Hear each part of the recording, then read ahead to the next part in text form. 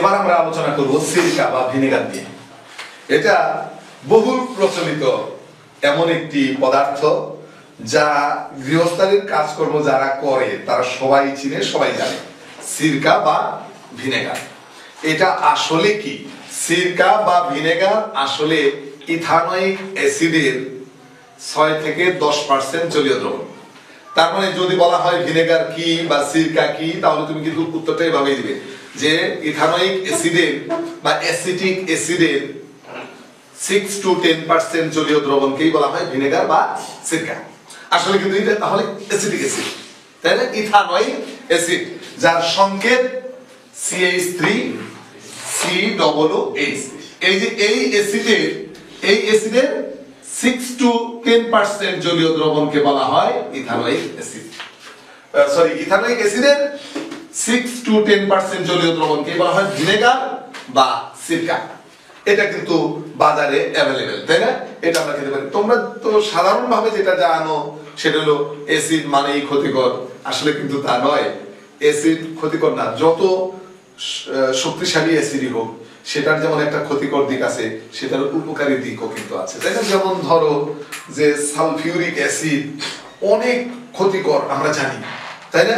এই যে দুষ্কৃতকারী যারা, দুষ্কৃতকারী লোকগুলো অনেক সময় মানুষের মুখে অ্যাসিড ছুঁড়ে মারে, ফলে মুখ ঝলসে যায়, সারা জীবনের জন্য অন্ধ হয়ে যায়, মুখটা বিকৃত হয়ে যায়, তাই না? অনেক সময় মৃত্যুর কোলে ঢলে পড়ে, তাই না? তো অ্যাসিড এত মারাত্মক।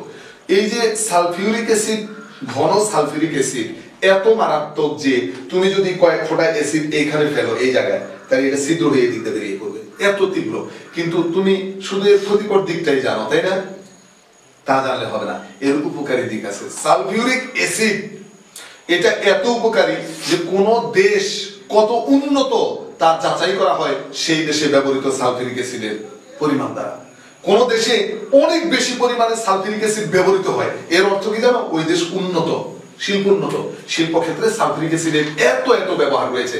সুতরাং শুধু জৈব অ্যাসিড নয়, অজৈব অ্যাসিডও, যে কোনো অ্যাসিড অনেক বেশি উপকারী। তুমি ভালো মানে উপকারের কাজে ব্যবহার করলে উপকারী, আর যদি তুমি অপব্যবহার করো তাহলে ক্ষতিকর, অপকারী। ব্যাপারটা অনেকটা এরকম।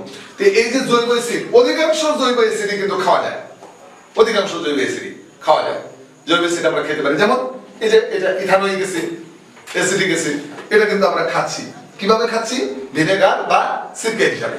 এখন ভিনেগার বা সিরকা যদি আমরা উৎপাদন করতে চাই তাহলে আমাদের কি করতে হবে? ইথানোয়িক অ্যাসিড উৎপাদন করতে হবে। তারপরে তার 6 থেকে 10% জলীয় দ্রবণ তৈরি করবো, বাস। ইথানোয়িক অ্যাসিডের 6 থেকে 10% জলীয় দ্রবণ মানে সিরকা পেয়ে গেলাম, আমরা ভিনেগার পেয়ে গেলাম। তাহলে ভিনেগার বা সিরকা উৎপাদনে আমাদের প্রথম দরকার হবে ইথানোয়িক অ্যাসিড উৎপাদন, যা আমরা একাদশ অধ্যায়ে শিখে আসছি। ইথানোয়িক অ্যাসিড কিন্তু আমরা একাদশ অধ্যায়ে শিখে আসছি না? ইথানোয়িক অ্যাসিড উৎপাদন শিখে আসছি তোমার অ্যালকেন থেকে কিভাবে ইথানোয়িক অ্যাসিড আমরা পেতে পারি শিখেছি। তাছাড়া অ্যালকিন থেকে কিভাবে ইথানোয়িক অ্যাসিড পর্যন্ত আমরা আসতে পারি ধারাবাহিকভাবে। মনে আছে নিশ্চয়ই, 4টি ধাপে আমরা ইথানোয়িক অ্যাসিড পেয়েছি। তো সেইটা কিন্তু এখন আমরা দেখাবো না, নাকি দেখাবো? সেটা নিশ্চয়ই তোমরা জানো। এখন ওটা তো আসলে পরীক্ষাগার প্রণালী। ওই যে 4টি ধাপে অ্যালকেন থেকে ইথানোয়িক অ্যাসিড পর্যন্ত, মানে ইথেন থেকে ইথানোয়িক অ্যাসিড পর্যন্ত 4টি ধাপ কিন্তু আমরা মেইনটেইন করি, এবং এটা কিন্তু পরীক্ষাগার প্রণালী। কিন্তু শিল্প ক্ষেত্রে আমরা যখন একটা ভিনেগারের কারখানা দিব, একটা ভিনেগার উৎপাদনের ফ্যাক্টরি দিব, তখন কিন্তু ওই পরীক্ষাগার পদ্ধতি হবে না, কারণ আমাদের মাস প্রোডাকশনের দরকার, অধিক পরিমাণ প্রোডাকশন হতে হবে, তাই না? শিল্প ক্ষেত্রে এজন্য তখন ওই পরীক্ষাগার পদ্ধতি কার্যকর নয়, তখন শিল্প পদ্ধতি, শিল্প ক্ষেত্রে কিভাবে উৎপাদন করা হয় সেই পদ্ধতিতে কিন্তু আমাদের অগ্রসর হতে হবে। তো সেই পদ্ধতিটা কি? সেই পদ্ধতিটা হলো পেট্রোলিয়াম থেকে যে ইথাইন গ্যাস পাই, পেট্রোলিয়ামের তাপ বিযোজনে যে ইথাইন গ্যাস পাই, সেই ইথাইন গ্যাসকে 2% মার্কিউরিক সালফেট আর 20% সালফিউরিক অ্যাসিডের লঘু জলীয় দ্রবণের সাথে আমরা উত্তপ্ত করব। তাহলে কি উৎপন্ন হবে? প্রথমে উৎপন্ন হবে ethanal. Aldehyde, ethyl aldehyde, that means ethanal. এই ইথানেলকে ম্যাঙ্গানাস এসিটেটের সাথে আমরা বিক্রিয়া করব ম্যাঙ্গানাস এসিটেটের উপস্থিতিতে। ম্যাঙ্গানাস এসিটেটের উপস্থিতিতে যদি আমরা উত্তপ্ত করি 60 ডিগ্রি সেন্টিগ্রেড তাপমাত্রায়, তাহলে ম্যাঙ্গানাস এসিটেটের উপস্থিতিতে যদি আমরা ইথানলকে বায়ুর অক্সিজেন দ্বারা জারিত করি, ম্যাঙ্গানাস এসিটেটের উপস্থিতিতে ইথানলকে আমরা উত্তপ্ত করব। ম্যাঙ্গানাস এসিটেটের উপস্থিতিতে ইথানলকে বায়ুর অক্সিজেনের উপস্থিতিতে উত্তপ্ত করলে বায়ুর অক্সিজেন দ্বারা ইথানল জারিত হয়ে ইথানোয়িক অ্যাসিড উৎপন্ন হবে। বিষয়টা কি রকম দেখে? দেখো, প্রথমে পেট্রোলিয়ামের তাপ বিযোজনে আমরা পাবো ইথাইন গ্যাস পাবো। পেট্রোলিয়ামের তাপ বিযোজনে পাবো আমরা ইথাইন গ্যাস। এই যে ইথাইন গ্যাস, এটা কিন্তু ইথাইন। এই ইথাইনকে 60 ডিগ্রি সেন্টিগ্রেড তাপমাত্রায় উত্তপ্ত করে এর সাথে আমরা মিশাবো মার্কিউরিক সালফেট,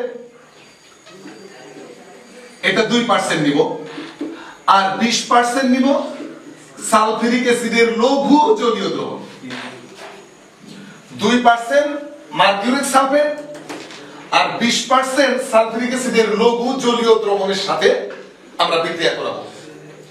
তাতে কি উৎপন্ন হবে? ইথানল উৎপন্ন হবে। ইথানল, ইথা নয়, ইথাইল অ্যালডিহাইড, ইথানল, এটা উৎপন্ন হবে। এই ইথানলকে ম্যাঙ্গানাস এসিটেটের উপস্থিতিতে, এখন এই ম্যাঙ্গানাস এসিটেট কি এটা আগে আমরা একটু দেখে আসি।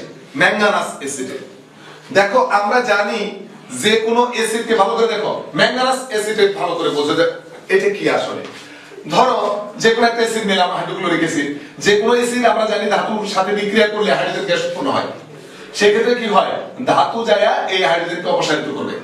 ধাতব পরমাণু হাইড্রোজেনকে অপসারিত করে এই যে ধাতব, এই যে ক্লোরাইড উৎপন্ন হলো, সোডিয়াম ক্লোরাইড, আর এই হাইড্রোজেন গ্যাস আলাদা হয়ে গেল, তাই না? আচ্ছা, এটা এরকম অজৈব অ্যাসিড না নিয়ে আমরা যদি জৈব অ্যাসিড ইথানোয়িক অ্যাসিড নেই, CH3COOH, ধরো এটা একটা জৈব অ্যাসিড। এই জৈব অ্যাসিডে তো ধাতব পরমাণুর সাথে বিক্রিয়া করবে। এই ধাতব পরমাণু কি করবে? জৈব অ্যাসিডের এই যে অ্যাসিড মূলক যেটা, অর্থাৎ কার্বক্সিলিক মূলক।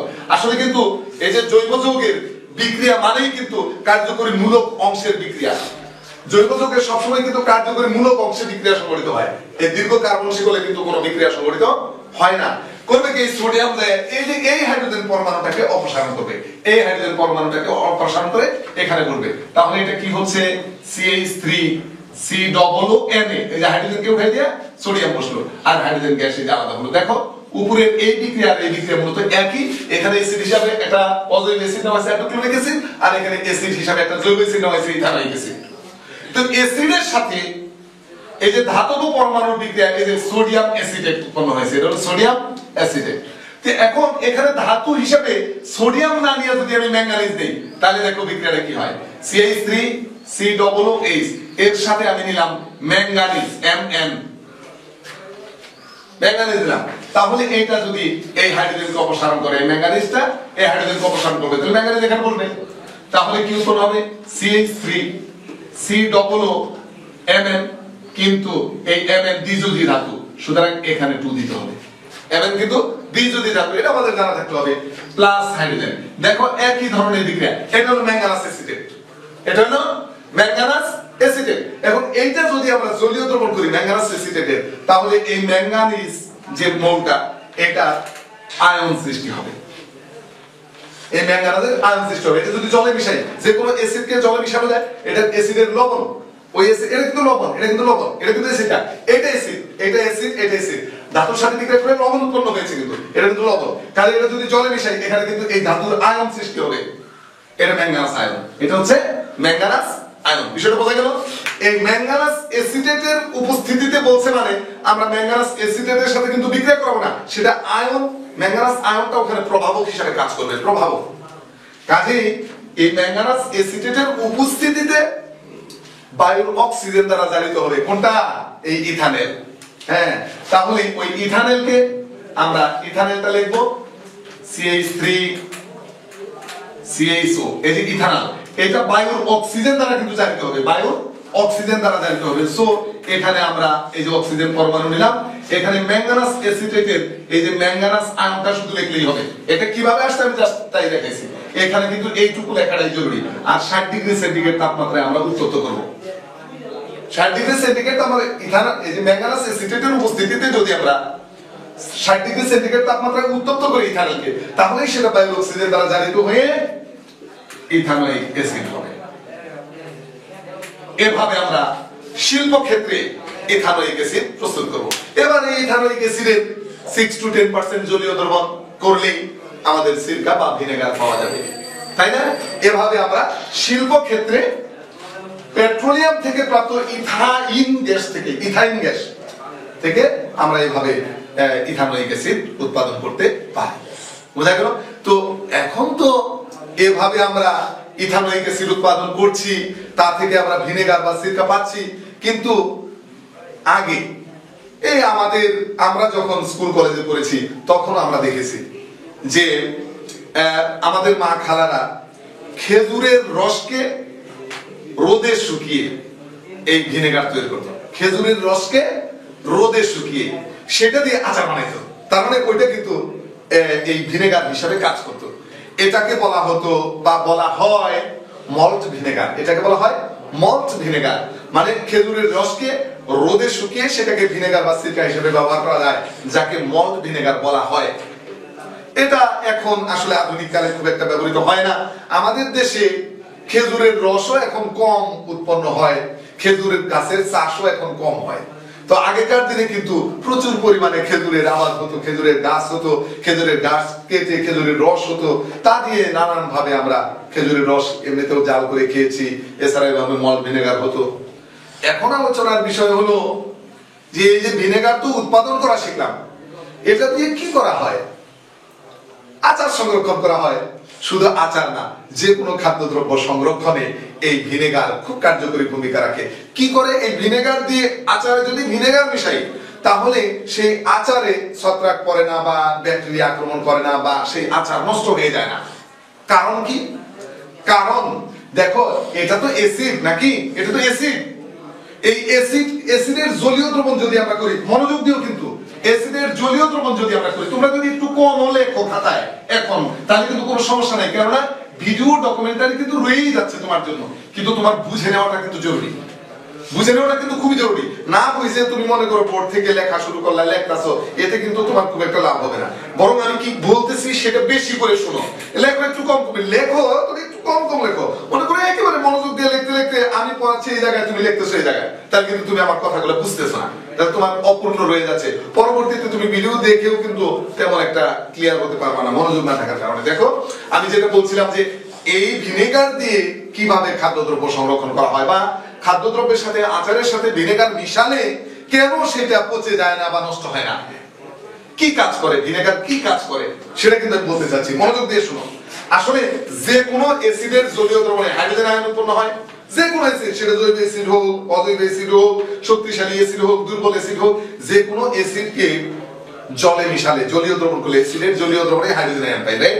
যেমন ধরো এই যে হাইড্রোজেন ক্লোরাইড, এই যে অ্যাসিড, এটাকে যদি আমরা জলে মিশাই তাহলে কিন্তু আমরা হাইড্রোজেন আয়ন পাবো, তাই না? আর এই যে ক্লোরাইড আয়ন পাবো, এরকম হাইড্রোজেন আয়ন পাবো। তো অনুরূপ ভাবে আমরা যে কোনো অ্যাসিড, ধরো ইথানোয়িক অ্যাসিড CH3 COOH, এটারও যদি আমরা জলে মিশাই, পানিতে মিশাই, তাহলে কিন্তু এখানে এইটুকু হবে ঋণাত্মক আয়ন, CH3 COOH, এটা ঋণাত্মক আয়ন হবে, আর এই যে হাইড্রোজেন আয়ন হবে ধনাত্মক আয়ন। এই যে উৎপন্ন হাইড্রোজেন আয়ন, এই হাইড্রোজেন আয়ন ব্যাকটেরিয়ার প্রোটিন দেহকে আদ্র বিশ্লেষিত করে। ব্যাকটেরিয়ার দেহ কিন্তু পুরোটাই প্রোটিনে তৈরি। সেই প্রোটিনের সজ্জাটা ভেঙে দেয়। প্রোটিনের যে একটা সজ্জা, সেই প্রোটিনের সজ্জাটাকে ভেঙে দেয়। ফলে ব্যাকটেরিয়া মরে যায়, ফলে আচার বা খাদ্যদ্রব্য পচে যাওয়া থেকে রক্ষা পায়। ব্যাকটেরিয়া যদি আক্রমণ না করতে পারে, তাহলে তো খাদ্যদ্রব্য নষ্ট হবে না। এভাবে এই ইথানোয়িক অ্যাসিডে থাকা হাইড্রোজেন আয়ন ব্যাকটেরিয়ার প্রোটিন দেহকে আদ্র বিশ্লেষিত করে বা বিযোজিত করে বা ভেঙে দেয়। ফলে ব্যাকটেরিয়া আক্রমণ করতে পারে না খাদ্যদ্রব্যকে, খাদ্যদ্রব্য পচে যায় না। এভাবে কিন্তু সিরকা বা ভিনেগার খাদ্যদ্রব্যকে সংরক্ষণে ব্যবহার করা